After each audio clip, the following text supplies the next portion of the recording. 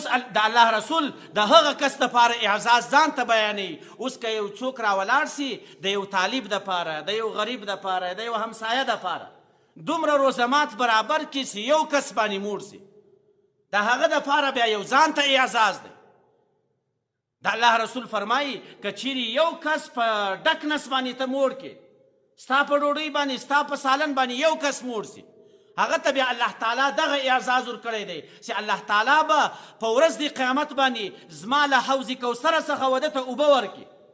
هغه داسې اوبه دي تر هغه وخته پورې به دی نه تږی کېږي تر څو چې دی و جنت ته نه وي داخل سوی. ګوره د یوه کس په یوه ډوډۍ باندې،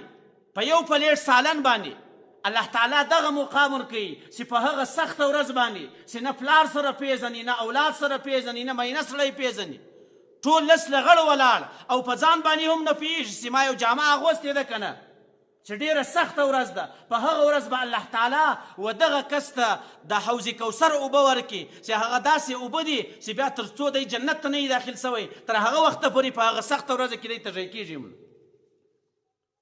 نو د الله رسول دغه خطبه د شعبان په آخري شپو کې چې کله روزه رانږدې کېدله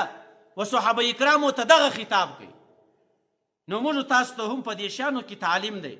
چې موږ تاسو هم باید د دغې مبارکې میاشتې څخه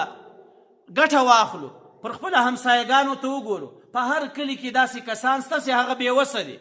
هغه د اور بلېدو شی نه لري، هغه اوړه نه لري، هغه یو خورما نه لري. خورما څونه اسانه کار، یوه ډبه په 1.5 روپۍ ده چې ورته رادې وړه یوه میاشت به ستا په خورما باندې روزه متوي،